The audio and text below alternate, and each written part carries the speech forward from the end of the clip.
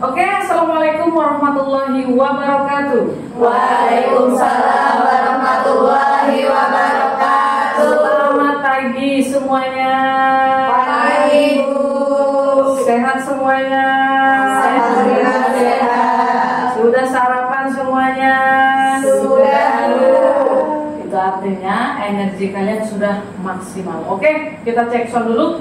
Kita energizer dulu. Tepuk semangat bisa semua ya? Bisa. Oke, tepuk semangat. Semangat.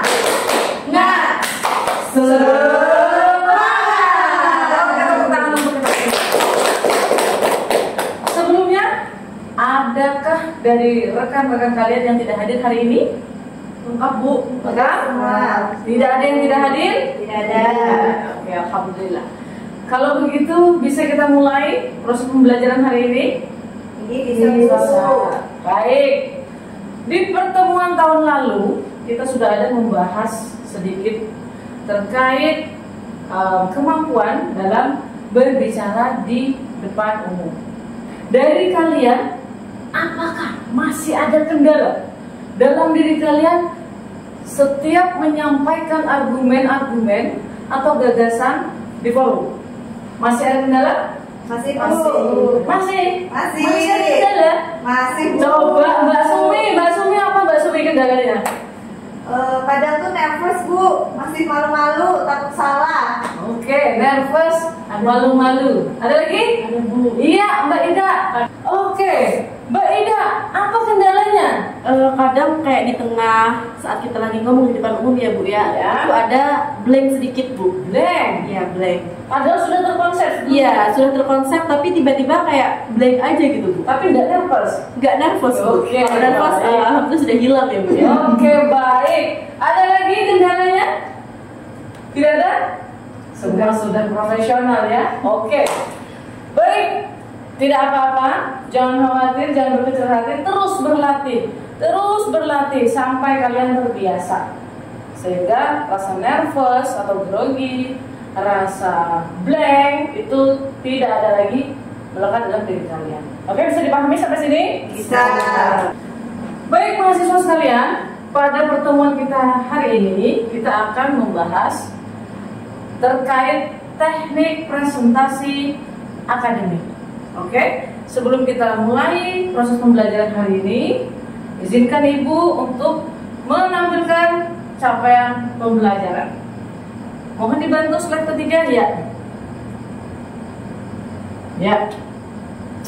Mahasiswa Ibu sekalian yang Ibu sayangi, adapun capaian pembelajaran yang Ibu harapkan setelah selesainya materi hari ini, yaitu pertama, Ibu berharap mahasiswa Ibu semuanya mampu memahami prinsip dasar presentasi akademik.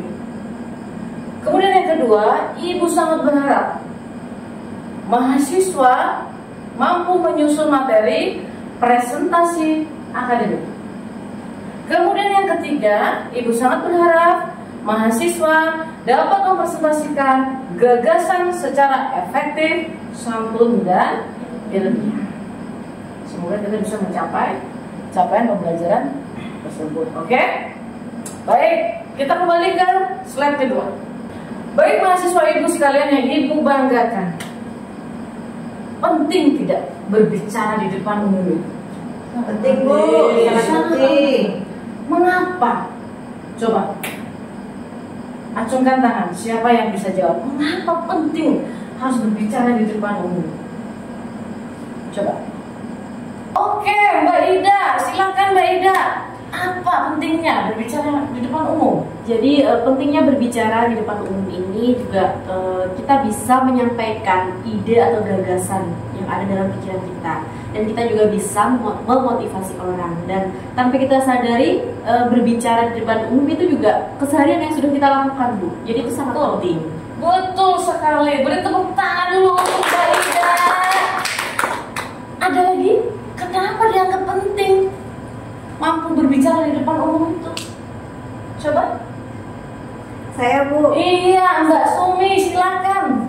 Selain dari yang disampaikan oleh Tidak, yaitu untuk membangun rasa percaya diri dan harga diri Ibu. Oke, coba kan perhatikan. Orang yang tidak mampu berbicara di depan umum, malu-malu, tunduk, gemeteran, wibawanya akan berkurang, harga dirinya akan berkurang. Berbeda dengan orang yang mampu berbicara dengan pede, dengan lantang, dengan lancar, wibawanya akan bertambah. Oke, boleh beri tepuk tangan untuk teman-teman kalian yang sudah mengutarakan wawasan. Baik mahasiswa sekalian, Ibu rangkum menjadi 4. Komunikasi penting untuk menyampaikan ide dengan jelas dan persuasif. Ya. Kemudian yang kedua, pertumbuhan profesional, yaitu untuk meningkatkan peluang karir, apalagi bagi pengajar-pengajar ya, atau yang punya pekerjaan yang berhubungan dengan komunikasi, MC misalnya, atau pembawa acara di sebuah berita televisi, mampu meningkatkan peluang karir dan keterampilan kepemimpinan. Lalu pengaruh, membantu menginspirasi dan memotivasi orang lain. Kalau kita ingin memotivasi orang lain, maka kita harus pandai untuk berkomunikasi, untuk mendoktrin seseorang tersebut melalui bagusnya atau baiknya cara komunikasi kita. Dan yang keempat, pengembangan pribadi, membangun rasa percaya diri anak-anak ya, membangun rasa percaya diri dan harga diri. Orang kalau pandai, tegas, lugas, berbicara di depan umum, itu harga dirinya tuh meningkat. Beda dengan orang yang malu-malu, yang gemeteran, ya itu berbeda ya. Oke, slide selanjutnya. Yang keempat.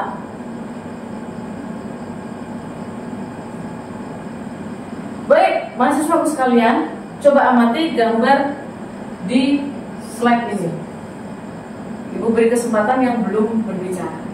Oke. Iya, Mbak Fitri. Iya, Mbak Fitri. Gambar apa kira-kira di slide kita? Yang ini adalah tempat beribadah dan juga gambar agama-agama yang ada di Indonesia. Oke. Ada berapa tempat ibadah atau ada berapa tokoh agama di slide kita itu? Ada 6 tokoh agama dan 6 Ya.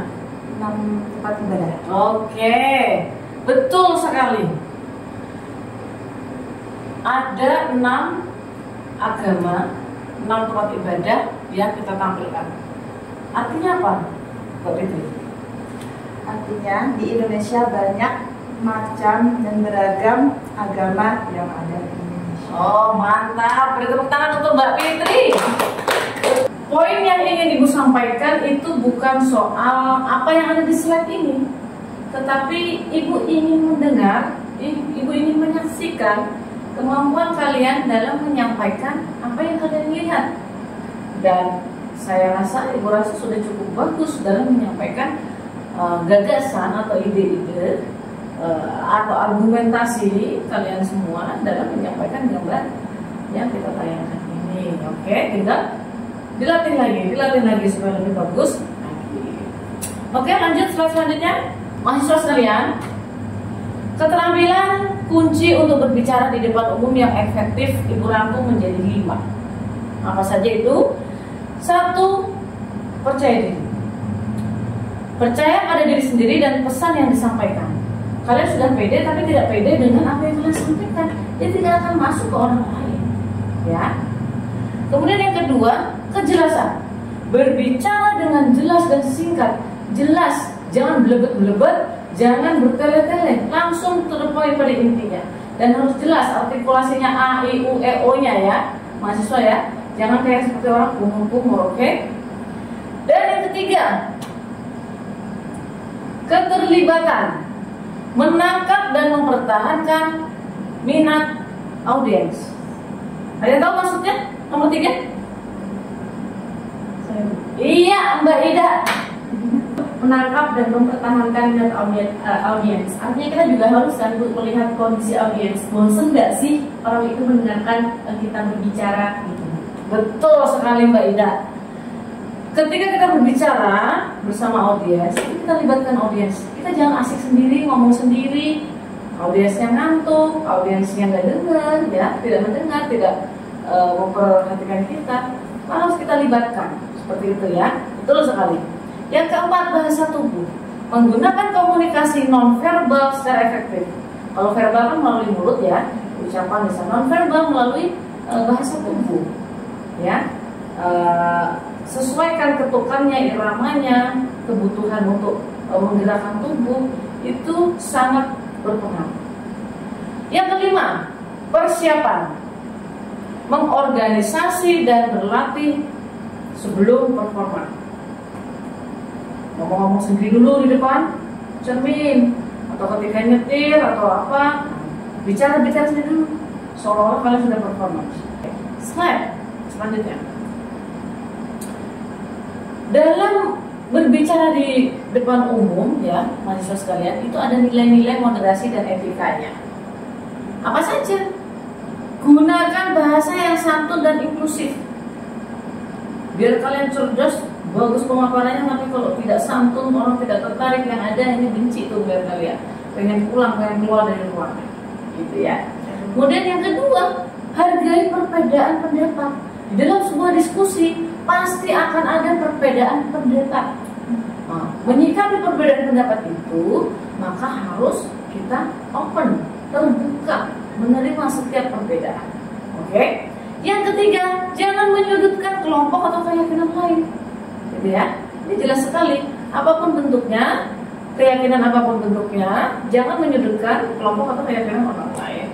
Mahasiswa sekalian, kita refleksi dan diskusi ya. Kita refleksi dan diskusi. Pertama, coba kita refleksi dan diskusi. Dari apa yang kita pelajari hari ini, bagaimana kalian semua akan menyiapkan presentasi di masa depan? Bagaimana? Coba satu orang. Saya Iya, Mbak Ida. Silakan. Oke, jadi dari apa yang sudah kita pelajari hari ini, bagaimana saya akan menyiapkan presentasi di masa depan nanti? Tentunya kita harus menyiapkan materi ya Bu ya. Pertama sebelum kita ingin maju presentasi, materi apa yang ingin kita sampaikan. Yang kedua, kita untuk siapa sih materi ini disampaikan? Jadi seperti itu Bu. Dan kita harus juga mencari suasana yang itu cocok untuk menyampaikan presentasi untuk kedepannya. Oke, betul. Luar biasa. Tepuk tangan dulu untuk teman saya. Lalu yang kedua, apa tantangan terbesar saat presentasi? Ayo, selain Mbak Ida. Tantangan terbesar saat presentasi. Mbak Piki, iya Mbak Piki silakan. Yang pastinya yang pertama itu grogi Bu, biasanya habis itu biasa ngeblank gitu kalau mau presentasi gitu. Itu tantangan terberatnya Mbak Piki berarti ya. Oke, saya rasa juga tantangan untuk kita semua. Yang ketiga, bagaimana meningkatkan rasa percaya diri saat berbicara di depan umum? Yuk, boleh angkat tangan? Mbak Sumi, ya Mbak Sumi, silakan. Oke, jadi sebelum kita mulai presentasi agar kita percaya diri, pastinya kita harus menguasai dulu nih materi apa sih yang ingin kita sampaikan. Nah, terus juga nih kita juga harus sering berlatih. Nah, bicara dulu di depan cermin gimana nih supaya meningkatkan kepedean kita gitu. Oke, tepuk tangan dulu untuk kalian semua. Ke slide selanjutnya ya. Tugas dan tindak lanjut. Nah, Ibu punya tugas nih, ya. Ada 3 tugas. Pertama, membuat naskah presentasi 3 menit saja tentang topik akademik pilihan kalian semua, masing-masing, ya. Kemudian yang kedua, gunakan struktur yang telah dipelajari, yang kita pelajari hari ini tadi, ya. Yang ketiga, presentasikan secara daring atau luring minggu depan. Nah, nanti kalau yang luring langsung presentasi tatap muka. Kalau yang daring nanti diunggah di YouTube, ya. Silakan kalian pilih yang mana. Oke? Bisa dipahami sampai sini tugas? Lanjut. Iya, alhamdulillah berakhir sudah perkuliahan kita hari ini. Terima kasih atas partisipasi aktif mahasiswaku sekalian. Presentasi adalah seni menyampaikan isi hati dan isi Kepala. Siapkah Anda menjadi komunikator yang handal? Siap. Luar biasa. Tepuk tangan untuk kita semua. Masuk sekalian, terima kasih untuk hari ini. Semoga apa yang kita pelajari hari ini bisa dipahami, bisa diterapkan di kehidupan sehari-hari, bisa meningkatkan intelektual dalam bidang akademisi. Nah, Ibu minta maaf sepanjang kita kuliah hari ini. Ibu ada salah kata, mohon maaf ya. Nah, Ibu akhiri. Wassalamualaikum warahmatullahi wabarakatuh. Waalaikumsalam warahmatullahi wabarakatuh.